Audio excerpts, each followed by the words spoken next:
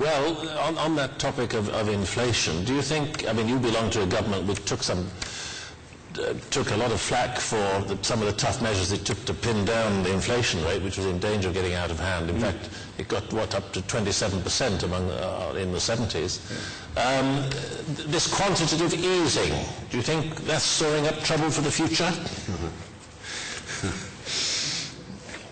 Well, you know, I've got a sort of a politically uncharacteristic approach.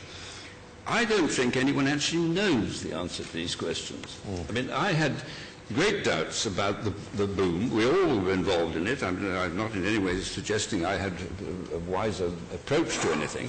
But I was always uneasy about the fact that we were borrowing, everyone was borrowing this money, and there were massive imbalances around the place.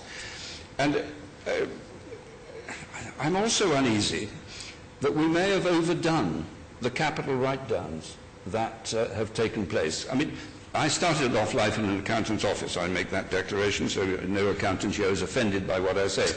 But if when crisis hits you, and everybody's worried about whether they can pay the bills and the bailiffs at the door, and you get your accountants to revalue your assets, I can tell you that accountants are going to put those asset values on the floor, because they have signed off every account in the last X years of the boom, saying how well everything was, and it was a fair and true representation. Suddenly, their audit certificates are exposed, to put it mildly, and they're not going to be caught again. And so the tendency is to write things down in a very significant way. And I dare say in this audience, I bet you've all been at it. And I can't blame you. But the weakness of it all is that you write everything down, but the truth is it isn't for sale. So it's not, it looks worse than it is.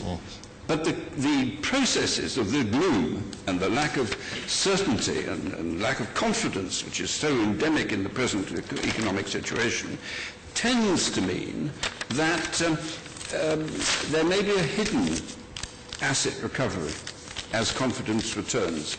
And then you add to that the massive injection of funds, and one begins to wonder about inflation. But that's not a fashionable view. But you asked me the question, and I think that inflation could be a problem. Michael Heseltine, thank you very much.